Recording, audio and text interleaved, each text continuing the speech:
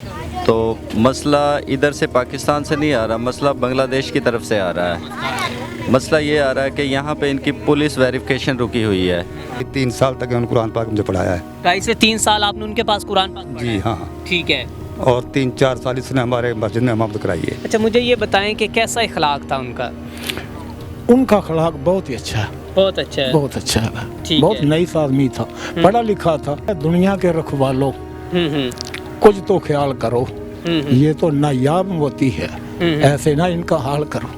السلام علیکم، تطویر میڈیا کے ساتھ میں ہوں میاں ارسلان۔ ناظرین، گزشتہ دنوں ہمارے چینل پر ایک ویڈیو اپلوڈ ہوئی تھی جس میں یہ ہم نے بتایا تھا کہ 35 سے 40 سالہ بابا جی جو کہ بنگلہ دیش سے آ کر پاکستان میں مقیم ہوئے ہیں اور انہوں نے بہت سی مشکلات کا سامنا کیا ہے، تو ان بابا جی کے جو شاگرد تھے جن کی عمریں اب تقریباً 35 سے 40 سال ہو چکی ہیں اور وہ ابھی میرے ساتھ موجود ہیں اور انہوں نے بابا جی سے قرآن پاک بھی پڑھا ہے اور بہت کچھ سیکھا بھی ہے۔ آئیے ان سے جانتے ہیں کہ بابا جی کے ساتھ ان کے جو کہ تعلقات کیسے تھے اور بابا جی کا اس معاشرے میں اخلاق کیسا تھا اور بابا جی نے ان کے ساتھ زندگی کیسے گزاری تھی۔ السلام علیکم۔ وعلیکم السلام۔ سر کیسے آپ؟ الحمدللہ، اللہ کا سر شکر۔ میں سب سے پہلے تو آپ سے یہ پوچھنا چاہوں گا کہ آپ نے بابا جی کو واپس بھیجنے کے لیے اپنی جتنی بھی تگودو تھی سب کیا ہے اور آپ یہاں تک کہ بنگلہ دیش ایمبیسی کے پاس بھی گئے ہیں، تو کیا معاملات ہے، کیوں نہیں بابا جی واپس جا رہے؟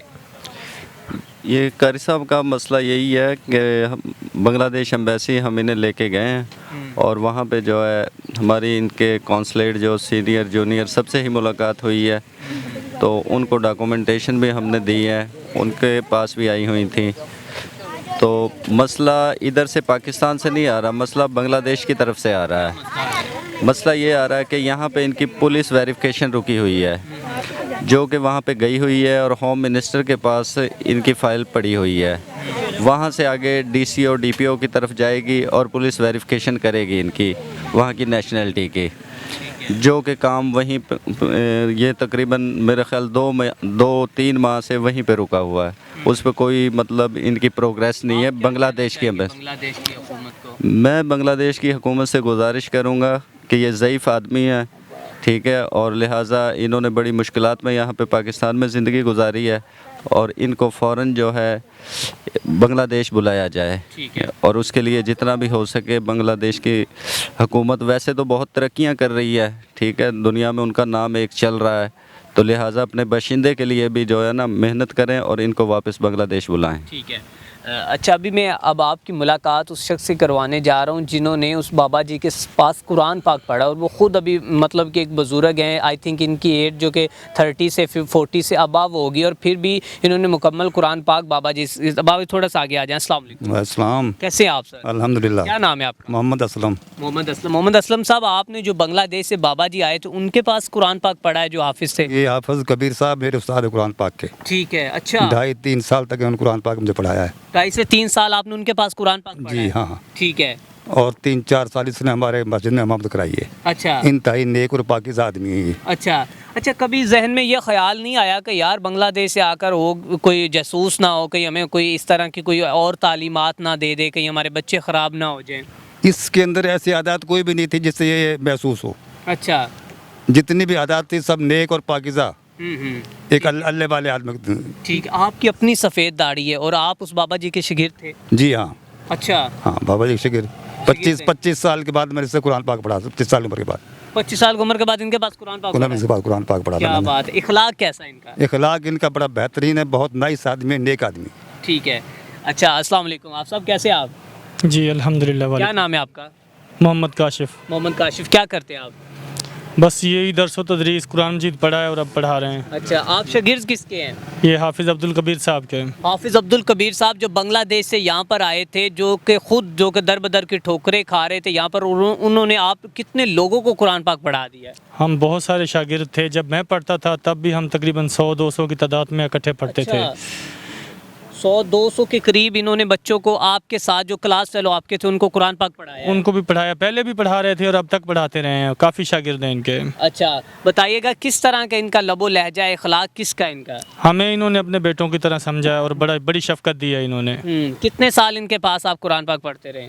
तकरीबन 3.5 साल। 3.5 साल, 3.5 सालों में पूरा कुरान पाक हिफ्ज़ किया है? जी अल्हम्दुलिल्लाह। माशाल्लाह, क्या बात है। और आपके अलावा आपके कितने क्लास फेलो जो कि अब कामयाब हैं और यहाँ से हिफ्ज़ करके उन बांग्लादेश के जो हाफिज़ हैं उनसे जा चुके हैं? हमारा ग्रुप तकरीबन 150 से 200 के करीब का था।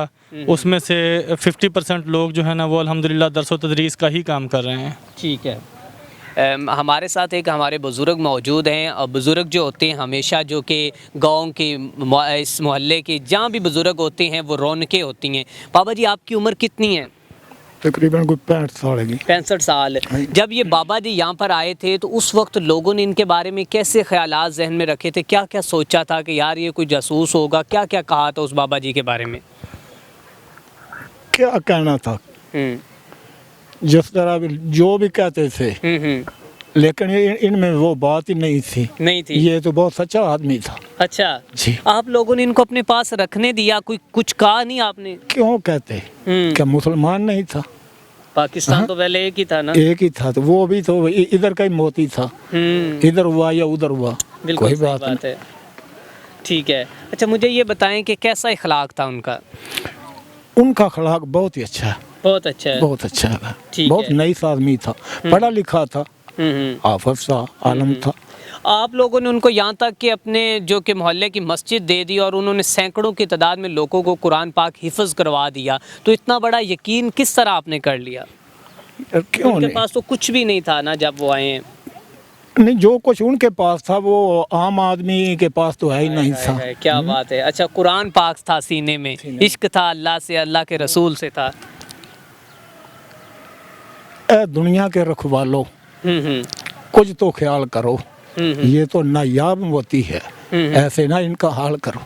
क्या बात, क्या बात है। बहुत बड़ी बात कर दी है बाबा जी ने, उन बाबा जी के लिए जिन्होंने अपनी जो कि 40 साल ज़िंदगी ही पाकिस्तान में गुजार दी और तमाम मुसाइबे तकलीफ़ें बहुत कुछ बर्दाश्त करते हुए फिर भी बच्चों को तालीम से आरास्ता करवाते रहे, उनको कुरान पाक की तालीम देते रहे। और आज यहाँ पर पत्तों की हर दुकान, हर गली मोहल्ला बाबा जी को सल्यूट पेश करता है और उनको ये दाद देता है कि आपने हमारे बच्चों को कुरान पाक हिफ्ज़ करवाया, उनको कुरान पाक की तालीमात से उनका जो सीना था उनको रोशन किया। तो आप बाबा जी जो बांग्लादेश से आकर पाकिस्तान में इल्म तदरीस का जो कि इन्होंने सिलसिला जारी रखा, उसके बारे में क्या कहना चाहते हैं? अपनी कीमती राय का इजहार करें। इसी के साथ अपने मेज़बान मियां अरसलान को दीजिए इजाज़त। अल्लाह निगहबान।